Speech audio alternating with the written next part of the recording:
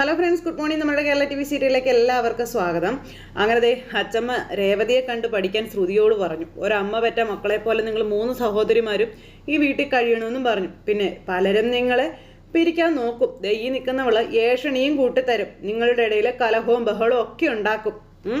അതൊന്നും നിങ്ങൾ വകവെച്ച് കൊടുക്കരുതെന്ന് പറയുകയാണ്. അതിലൊന്നും നിങ്ങൾ വീഴരുത് കേട്ടോ. പിന്നെ എല്ലാവരും ഒന്നായി ഒത്തൊരുമയോടെ കഴിയണമെന്ന കാര്യവും പറഞ്ഞു. അപ്പം ശരി അച്ചമ്മ എന്നും പറഞ്ഞ് ശ്രുതി തലയാട്ടി. എന്നിട്ട് പിന്നെ വർഷയെ വിളിച്ചു. വർഷയെ വിളിച്ചപ്പോൾ എന്താ അച്ചമ്മയെന്ന് ചോദിച്ചു. ഓടി ചെന്നു കേട്ടോ. മോളെ, നീ നല്ല കുട്ടിയാ. പിന്നെ അച്ചമ്മയ്ക്ക് നിന്നെ ഒരുപാട് ഇഷ്ടമായെന്നൊക്കെ അച്ചമ്മ ഇങ്ങനെ പറഞ്ഞു എന്ന് പറഞ്ഞ് സച്ചി ഇങ്ങനെ നിൽക്കുക. ശ്രുതിയോട് പറഞ്ഞത് തന്നെയാ എനിക്ക് നിന്നോടും പറയാനുള്ളത്. എല്ലാവരും ഒത്തൊരുമയോടെ കഴിയണം കേട്ടോ എന്നൊക്കെ അച്ചമ്മയും പറഞ്ഞു കൊടുക്കുവാണ്. ചിലർ പറയുന്നത് നീ കേൾക്കാനേ നിൽക്കരുതെന്നും പറഞ്ഞു. അപ്പോൾ നിങ്ങളുടെ അമ്മ കുറേ നേരമായി അവനെ പൊള്ളിച്ച് സംസാരിക്കുകയെന്നും പറഞ്ഞുകൊണ്ട് രവിയേട്ടൻ്റെ ചെവിയിൽ ചന്ദ്രമതി പറയുമ്പം നീ എന്താടി അവൻ്റെ ചെവിയിൽ പറയുന്നതെന്ന് ചോദിച്ചു. ഒന്നുമില്ല അമ്മയെന്നും പറഞ്ഞ് ചന്ദ്രമതി നിൽക്കുന്നു. സംസാരിച്ച് നിന്ന് സമയം പോകും, മിക്കവാറും ബസ് കിട്ടില്ല എന്ന് പറഞ്ഞതാണേ എന്ന് ചന്ദ്രമതി പറഞ്ഞപ്പോൾ ബസ്സിൻ്റെ സമയമൊക്കെ എനിക്കറിയാം, നീ എന്താ പറഞ്ഞതെന്നേ എനിക്ക് ഊഹിക്കാൻ കഴിയുന്നതേ ഉള്ളൂ എന്നും അച്ചമ്മ പറയാം. ചന്ദ്രേ, 3 മക്കളെയും ഒരുപോലെ നീ കാണണം, വേർതിരിച്ച് കാണരുതെന്നൊക്കെ പറയുന്നു. അപ്പോഴും പിന്നെ എന്നും പറഞ്ഞുകൊണ്ട് നിൽക്കുക ചന്ദ്രമതി. അതുപോലെ തന്നെ മരുമക്കളെയും അങ്ങനെ കാണണം നീ. പണവും സ്വർണവും നോക്കി സ്നേഹം നീ വിളമ്പരുത് എന്നും പറഞ്ഞു കൊടുത്തു. ഒരാളെ തലയിൽ വെക്കുക, മറ്റൊരാളെ ചവിട്ടി താഴ്ത്തുക, ഈ ശീലം വേണ്ട. പറഞ്ഞത് മനസ്സിലായോ എന്ന് ചോദിച്ചു. അപ്പോൾ അതൊക്കെ കേട്ടിട്ട് ഇങ്ങനെ നിൽക്കുക. രേവതി ഈ വീടിൻ്റെ വെളിച്ചമാണെന്നും പിന്നെ അത് നീ കെടുത്താൻ നോക്കരുതെന്നും പറഞ്ഞു കൊടുക്കുമ്പോൾ ചന്ദ്രമതിക്ക് അങ്ങ് ദഹിക്കുന്നില്ല കേട്ടോ. അതുപോലെ തന്നെ ശ്രുതിക്കും ഞാൻ പറഞ്ഞത് നിനക്ക് മനസ്സിലായെന്നാ കരുതുന്നേ എന്ന് പറഞ്ഞ് നിൽക്കണു ചന്ദ്രമതി. എന്തായാലും എല്ലാവരോടും യാത്ര പറഞ്ഞിട്ട് നമ്മുടെ അച്ചമ്മ ഇങ്ങനെ ഇവിടുന്ന് പോകുക. മോനോടാണ് ശരീരം ശ്രദ്ധിക്കണം, വിശ്രമം വേണം ഇതൊക്കെ പറഞ്ഞിട്ട്. അപ്പോൾ പൊങ്കലിന് പിന്നെ എല്ലാവരും അങ്ങ് വരില്ലേ എന്ന് ചോദിച്ചപ്പോൾ എല്ലാവരും വരും അച്ചമ്മ ബാ എന്നും പറഞ്ഞ് നമ്മുടെ സച്ചി അച്ചമ്മയെ വിളിച്ച് വണ്ടിയിൽ കൊണ്ടുപോകാനായിട്ട് നോക്കി. എല്ലാവരും യാത്രയാക്കാനായിട്ട് പോയി. പക്ഷേ ചന്ദ്രമതി മാത്രം പോയില്ല. ചന്ദ്രമതി ഇങ്ങനെ മുഖവും വലിച്ചു കയറ്റി പിടിച്ചിങ്ങനെ അവിടെ നിൽക്കുക. ഇതെല്ലാം കഴിഞ്ഞു. പിന്നെ രവിയേട്ടനും ചന്ദ്രമതിയും കിടക്കാനായിട്ട് തുടങ്ങും കേട്ടോ. അപ്പോൾ രവിയേട്ടൻ ഒരു ഗ്ലാസ് പാലൊക്കെ ആയിട്ടാണ് ചന്ദ്രമതിയുടെ വരവ്. അപ്പോൾ ഇത് കണ്ടപ്പോൾ ഇന്നെന്നാ പതിവില്ലാതെ പാലൊക്കെ കൊണ്ടുവരുന്നേന്ന് മിച്ചം വലുതും വന്നാണോ എന്ന് ചോദിച്ചു.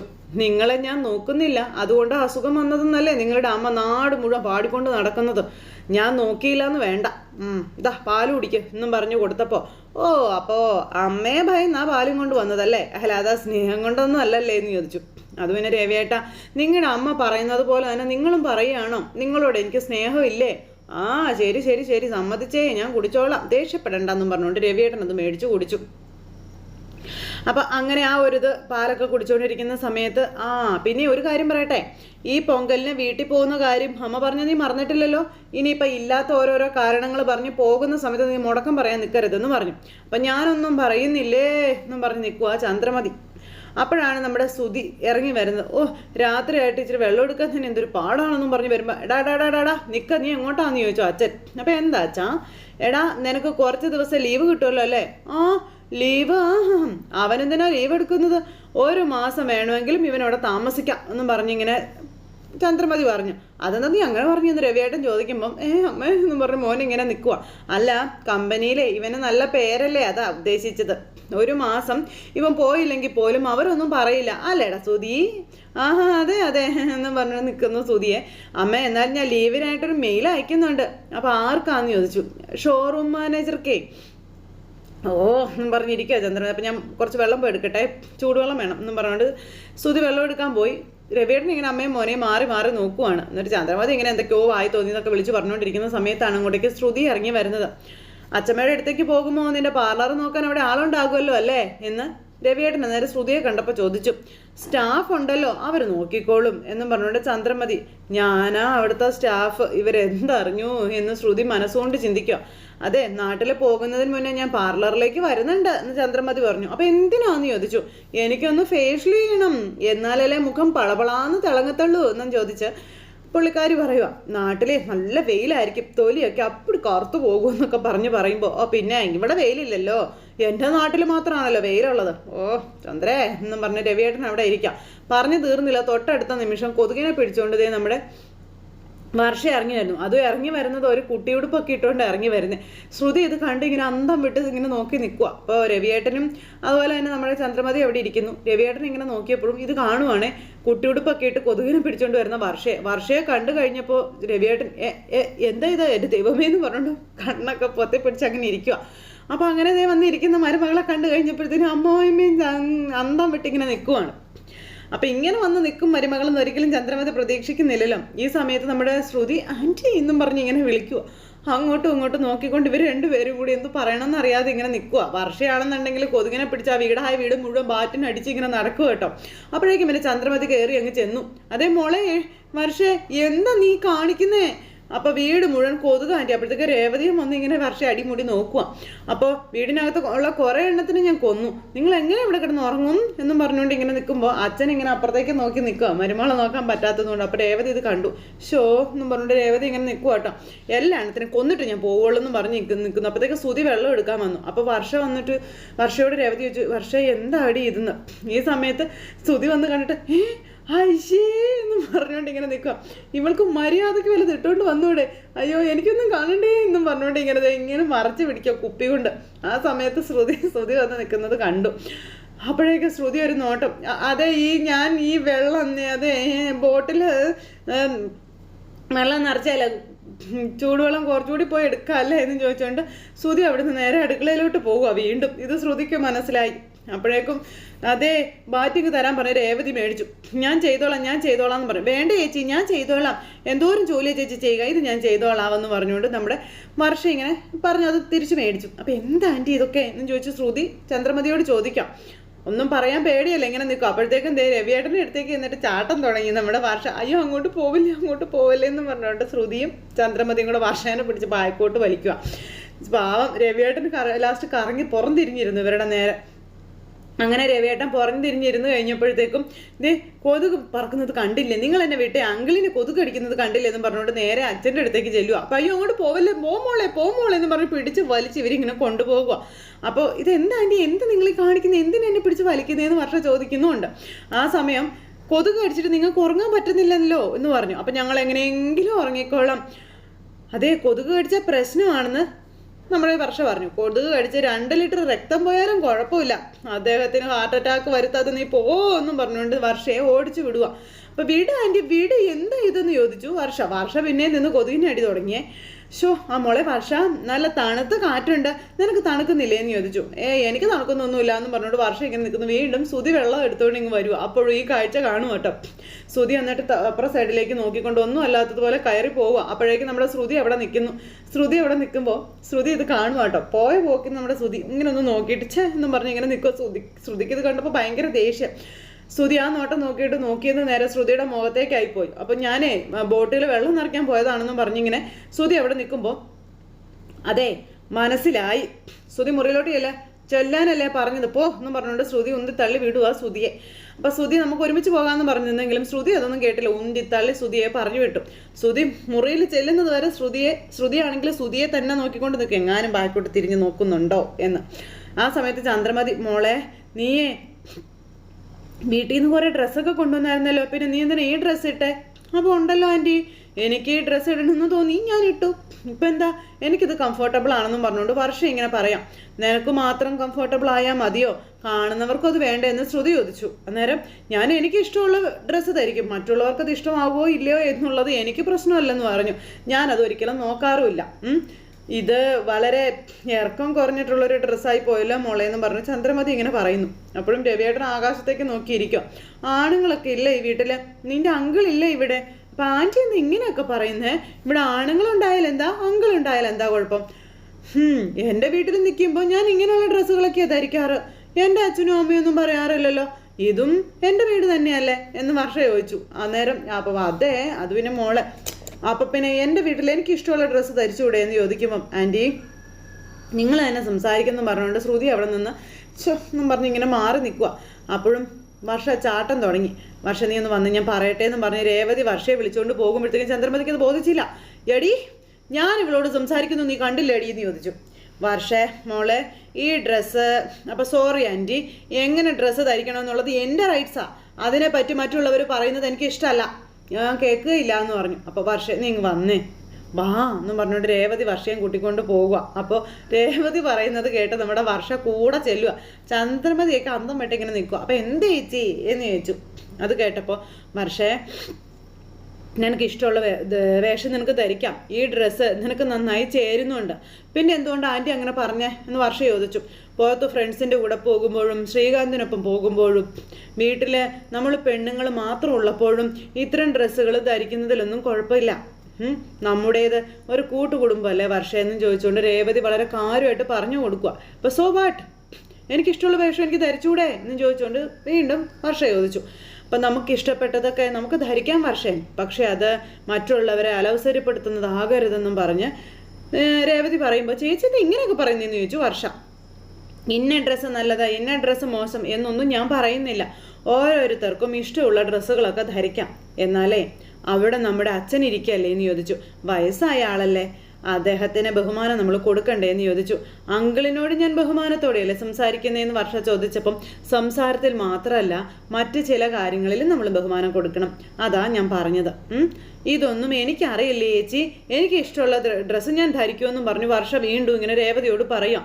എനിക്ക് ഇഷ്ടമുള്ള ഭക്ഷണം ഞാൻ കഴിക്കും, അതിന് സെൻസറിങ് ഏർപ്പെടുത്തി നമ്മൾ എന്ത് ചെയ്യാനാണെന്നൊക്കെ വർഷ ഇങ്ങനെ രേവതിയോട് ചോദിക്കും കേട്ടോ. നമ്മൾ എന്ത് ചെയ്യണമെന്ന് മറ്റുള്ളവരല്ലല്ലോ തീരുമാനിക്കേണ്ടത്, നമ്മളല്ലേ തീരുമാനിക്കേണ്ടതെന്നൊക്കെ ചോദിക്കുമ്പോൾ ആകെ ശ്വാസം മുട്ടി രേവതി.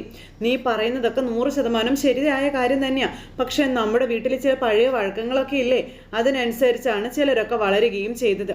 പുതിയ ചില കാര്യങ്ങൾ വരുമ്പോൾ അവർക്ക് പെട്ടെന്ന് അത് ഉൾക്കൊള്ളാനൊന്നും പറ്റിയെന്ന് വരത്തില്ല. അതുകൊണ്ട് അതൊന്നും ശരിയല്ല എന്ന് പറയും. പിന്നെ കാലം പോകുമ്പോൾ അതൊക്കെ അങ്ങ് മാറിക്കോളും. നീ ഇങ്ങനെയുള്ള ഡ്രസ്സ് ഇടുന്നത് കൊണ്ട് കുഴപ്പമൊന്നുമില്ല എന്നും, പക്ഷേ എന്നാലതേ എല്ലാവർക്കും ഉൾക്കൊള്ളാൻ കഴിയണമെന്നില്ല എന്ന കാര്യവും രേവതി പറഞ്ഞു. ഒരു വീട്ടിൽ കഴിയുമ്പോൾ എല്ലാവരുടെയും മനസ്സറിഞ്ഞ് വേണം കഴിയാനെന്നൊക്കെ രേവതി പറഞ്ഞു കൊടുക്കുക. അച്ഛൻ ഇതൊന്നും കണ്ടേ ശീലമില്ല, അവർക്ക് നമ്മൾ ബഹുമാനം കൊടുക്കണ്ടേന്ന് ചോദിച്ചു. അപ്പം ചേച്ചിയുടെ ക്ലാസ് എന്തായാലും കൊള്ളാം, പ്രശ്നം ഡ്രസ്സിനല്ല കാണുന്നവരുടെ കണ്ണിനാണെന്നും അത് പറഞ്ഞാൽ ആർക്കും മനസ്സിലാവില്ല എന്നും രേവതിയോട് അന്നേരം വർഷ പറയണം. ആ ശരി ഓക്കെ, മറ്റുള്ളവർക്ക് ഡിസ്റ്റർബ് ആകുന്നത് കൊണ്ട് ഞാൻ കുറച്ചൊക്കെ അഡ്ജസ്റ്റ് ചെയ്യാമെന്ന് വർഷ പറഞ്ഞു. അപ്പോൾ സമാധാനമായി ചന്ദ്രമതിക്കൊക്കെ. ഇപ്പം ഞാൻ എന്താ വേണ്ടേ, ഈ ഡ്രസ്സ് ചേഞ്ച് ചെയ്യണം അല്ലേ? ചെയ്യാം, ഞാനത് ചെയ്തോളാം എന്ന് പറഞ്ഞു. അപ്പോഴേക്കും അവിടെ രണ്ടെണ്ണങ്ങളും കൂടെ ചിരിച്ചുകൊണ്ട് നിൽക്കുക. ചേച്ചിക്ക് വേണ്ടി ഞാനത് ചെയ്യാട്ടോ എന്ന് പറഞ്ഞപ്പോൾ എന്നും പറഞ്ഞുകൊണ്ട് അന്തം വിട്ട് കണ്ണും തുറച്ച് ഇങ്ങനെ നിൽക്കുക തള്ളയും മോളും കൂടി. അപ്പോൾ താങ്ക് യു പറഞ്ഞു നമ്മുടെ രേവതി ഇങ്ങനെ നിൽക്കുന്നു. ശരിയെന്നും പറഞ്ഞു നമ്മുടെ വർഷ അവിടെ നിന്ന് അങ്ങ് പോയി. വർഷ അവിടെ നിന്ന് പോയി കഴിഞ്ഞപ്പോൾ എന്താ ആൻറ്റി ഇതൊക്കെ, ആൻറ്റി പറഞ്ഞിട്ട് വർഷ അനുസരിച്ചില്ലല്ലോ, രേവതി പറഞ്ഞപ്പോൾ അനുസരിച്ചു, എനിക്കൊന്നും മനസ്സിലാകുന്നില്ലല്ലോ, രേവതി സംസാരിക്കുന്നത് കേട്ടില്ലേ, ഇവൾക്ക് എവിടുന്ന ഇത്രയും പെട്ടെന്ന് അറിവൊക്കെ കിട്ടിയതെന്നൊക്കെ ചോദിച്ചുകൊണ്ട് ചന്ദ്രമതി അന്നേരം ചോദിക്കുക രേവതിയെ പറ്റി എന്തൊക്കെ അറിയാനിരിക്കുന്നു നമ്മുടെ ചന്ദ്രമതി ചേച്ചി. അപ്പോഴത്തേക്കും തള്ളച്ചയ്ക്ക് കലി കയറി. തള്ള ഇങ്ങനെ കലിച്ച് നിൽക്കുന്ന സമയത്താ ആ ഇട്ട വേഷത്തിന് ഒരു പാൻറ് ഇട്ടുകൊണ്ട് നമ്മുടെ വർഷ ഇങ്ങ് വരുന്നു. അത് കണ്ടു കഴിഞ്ഞപ്പോൾ രവിയേട്ടന് സന്തോഷമായി, രേവതിക്ക് സന്തോഷമായി, അവർക്കെല്ലാവർക്കും സന്തോഷമായി. ഇപ്പം എല്ലാവർക്കും സന്തോഷമായിരിക്കുമല്ലോ അല്ലേ എന്ന് നമ്മുടെ വർഷ അന്നേരം ചോദിച്ചു. അച്ഛൻ അന്നേരം ചിരിച്ചുകൊണ്ട് അങ്ങനെ ഇരിക്കും കേട്ടോ. എന്തായാലും ആ ഒരു പ്രശ്നം വളരെ പ്രധാനപ്പെട്ട ഒരു വിഷയമായിരുന്നത് പുഷ്പം പോലെ നമ്മുടെ രേവതി കൈകാര്യം ചെയ്തു. ഇത് കഴിഞ്ഞ് പിറ്റേ ദിവസമായി കഴിഞ്ഞപ്പോൾ രേവതിയുടെ കയ്യിലേക്ക് കുറേ തുണി കൊണ്ടുവന്നിട്ട് കൊടുക്കും ഈ ചന്ദ്രമതി. തുണി കൊണ്ടേ അലക്കാൻ പറഞ്ഞ് അലക്കുകല്ലിൻ്റെ അടുത്ത് നിന്ന് സ്വപ്നം കണ്ട സമയം കളയരുത്, പെട്ടെന്ന് അലക്കിയിട്ട് വരാൻ പറഞ്ഞ് ചന്ദ്രമതി പറയുക തറ തുടയ്ക്കണമെന്നും. അപ്പോഴാണ് ശ്രുതി കുറേ തുണിയായിട്ട് അങ്ങോട്ടേക്ക് വരുന്നത്. രേവതി ഇതുകൂടി ഒന്ന് അലക്കിയേക്ക് എന്നും പറഞ്ഞു. അപ്പോൾ ഇത് നിൻ്റെ ഹസ്ബൻഡിൻ്റെ ഡ്രസ്സല്ലേ എന്ന് രേവതി ചോദിച്ചു. ആ അതെ, ഇതൊക്കെ വില കൂടിയ ബ്രാൻഡഡ് ഷർട്ട് ഹാൻഡ് വാഷ് തന്നെ ചെയ്യണം, ഇതിട്ടിട്ട് വേണം നാളെ ഷോറൂമിൽ പോകാനായിട്ടേ, എനിക്ക് സമയമില്ല, രേവതി ഇതൊന്നും വാഷ് ചെയ്ത് തരണമെന്നും പറഞ്ഞു ശ്രുതി പറഞ്ഞപ്പോൾ ഓ ഇതിട്ടിട്ട് തന്നെ പോകണമല്ലേ എന്ന് ചോദിച്ചു. കസ്റ്റമേഴ്സ് ഷോറൂമിൽ വരുന്നത് കാറ് മേടിക്കാനാണോ അതോ അദ്ദേഹത്തിൻ്റെ ഷർട്ട് കാണാനാണോ എന്ന് ചോദിച്ചു. ശ്രുതി കാർ ഡ്രൈവർ അല്ല എന്ന് ശ്രുതിയുടെ ഒരു കളിയാക്കൽ, ലക്ഷക്കണക്കിന് രൂപയുടെ കാറ് സെയിൽ ചെയ്യുന്ന സെയിൽസ് മാനേജറാണെന്നൊക്കെ പറഞ്ഞപ്പോൾ ചന്ദ്രമതി നിന്ന് ചിരിക്കുക. നന്നായി ഡ്രസ്സ് ചെയ്ത് നീറ്റായിട്ട് തന്നെ പോകണമെന്ന് പറയുന്നത് കേട്ടപ്പം കാർ ഡ്രൈവർ എന്നതേ അത്ര മോശം ജോലിയൊന്നുമല്ല, ഡ്രൈവർമാർക്കും നന്നായിട്ട് ഡ്രസ്സ് ചെയ്ത് നീറ്റായിട്ട് തന്നെ പോകാം എന്ന് രേവതി അന്നേരം ശ്രുതിയോട് പറഞ്ഞു. അവൾ പറഞ്ഞനുസരിക്ക് കൂടുതൽ സംസാരമൊന്നും വേണ്ടാന്ന് ചന്ദ്രമതി, ഇവൾ അലക്കിക്കോളും, നീ കൊടുത്തിട്ട് പോ ശ്രുതി എന്ന് പറഞ്ഞ് ചന്ദ്രമതി പറയുമ്പോൾ ശ്രുതി വേണ്ട, നിന്റെ ഹസ്ബൻഡുമായിട്ട് ബന്ധപ്പെട്ട ഒന്നും ഞാൻ ചെയ്യില്ല എന്ന് ഞാൻ മുന്നേ തന്നെ പറഞ്ഞിട്ടുള്ള കാര്യമല്ലേന്ന് ചോദിച്ചു രേവതി.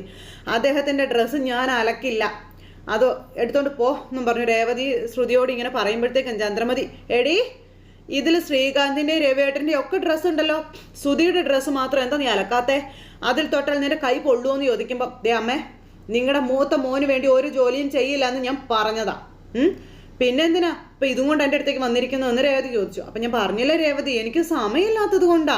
നാളെ ഈ ഡ്രസ്സ് തന്നെ ശ്രുതിക്ക് ഇടുകയും വേണ്ട എന്ന് പറയുമ്പോൾ ഇത് തന്നെ ഇടണമെന്ന് യാതൊരു നിർബന്ധമില്ല. ഒരാളെ വിലയിരുത്തുന്നതേ അയാളുടെ ഡ്രസ്സ് നോക്കിയൊന്നും അല്ല, സ്വഭാവവും പെരുമാറ്റവും ഒക്കെ എങ്ങനെയാണെന്ന് നോക്കിയിട്ടാണെന്ന് പറഞ്ഞപ്പോൾ നീ എന്താടി പ്രൊഫസറെ പോലെ ഇവൾക്ക് ക്ലാസ് എടുക്കുവാണോ എന്ന് ചന്ദ്രമതി ചോദിക്കുക. എൻ്റെ മക്കളിൽ മൂത്തവനാ സുധി, അവനെ പോലെ പഠിപ്പ് ഇവിടെ വേറെ ആർക്കും ഇല്ല. നീ എന്താ അവന് ബഹുമാനം കൊടുക്കാതെ സംസാരിക്കുന്നേ? ഓ, അദ്ദേഹം വലിയ ആളാണോ? എങ്കിലേ അമ്മ അദ്ദേഹത്തിന്റെ ഡ്രസ്സ് അങ്ങ് അലക്കി കൊടുക്കുന്ന ചന്ദ്രമതിയോട് രേവതി പറയണു. ഞാൻ അലക്കി കൊടുക്കണമെന്നോ? എന്താടി അത്രയ്ക്ക് അഹങ്കാരാണോ നിനക്കെന്ന് ചോദിച്ച ചന്ദ്രമതി ഇങ്ങനെ പറയുന്നത് കേട്ടപ്പം അമ്മേ, എന്നെ കൊണ്ട് പറ്റില്ല എന്ന് ഞാൻ പറഞ്ഞു കഴിഞ്ഞു. ദേ അതിനുള്ള കാരണവും ഞാൻ വ്യക്തമാക്കി കഴിഞ്ഞു. ഇനിയും എന്നോട് സംസാരിക്കാൻ നിൽക്കരുതെന്ന് പറഞ്ഞു. ഞാൻ അദ്ദേഹത്തിന്റെ ഡ്രസ്സ് അലക്കില്ല. അമ്മയ്ക്ക് എന്താ പറഞ്ഞാലൊന്നും മനസ്സിലാവത്തില്ല എന്ന് രേവതി ചോദിക്കുമ്പോൾ ചന്ദ്രമതി എന്നും പറഞ്ഞ് ശ്രുതിയെ നോക്കുക. അതും പറഞ്ഞ് നമ്മുടെ രേവതി അവിടെ നിന്ന് പോയപ്പോൾ ചന്ദ്രമതി അടി എന്ന് പറഞ്ഞ് പിന്നെ ഇന്ന് വിളിച്ചു. അപ്പോഴേക്കും ചേച്ചി എൻ്റെ 2-3 ടോപ്പ് ഉണ്ട്, ഒന്ന് വാഷ് ചെയ്ത് തരുമെന്ന് വർഷ ചോദിക്കുക കേട്ടോ. അപ്പോൾ അയ്യോ കുറേ ഡ്രസ്സ് വാഷ് ചെയ്യാനുണ്ടല്ലോ, ഇതൊക്കെ ചേച്ചി തനിച്ച് ചെയ്യണ്ടേ? ആൻറ്റി ദേ ആൻറ്റി ഇവിടെ വെറുതെ ഇരിക്കുമല്ലേ, ചേച്ചിയെ വാഷ് ചെയ്യാനൊന്ന് ഹെൽപ്പ് ചെയ്തുകൂടെ എന്ന് ചന്ദ്രമതിയോട് വർഷ ചോദിക്കുക. അപ്പോൾ ആൻറ്റിയോ എന്ത്, ഞാൻ ഹെൽപ്പ് ചെയ്യണമെന്നോ? അതെ, രണ്ടുപേരും ചേർന്ന് ചെയ്താൽ പെട്ടെന്ന് തീരില്ലേ എന്ന് വർഷ അന്നേരം ചോദിച്ചു. ഇവള് തന്നെ ഇവിടുത്തെ വേലക്കാരിയാക്കോ, ഇവളോട് എതിർത്തൊന്നും പറയാനും പറ്റുള്ളൂ എന്നും പറഞ്ഞു ചന്ദ്രമതി അന്നേരം അവിടെ നിൽക്കുവാണ്. ശ്രുതി അന്നേരം അടിപൊളി നോക്കുക. അതൊക്കെ ഇവള് തനിയേ ചെയ്തോളൂ എന്ന് ചന്ദ്രമതി. ഇവൾക്ക് അതൊന്നും ഒരു പ്രശ്നമേ അല്ല എന്നും പറഞ്ഞു.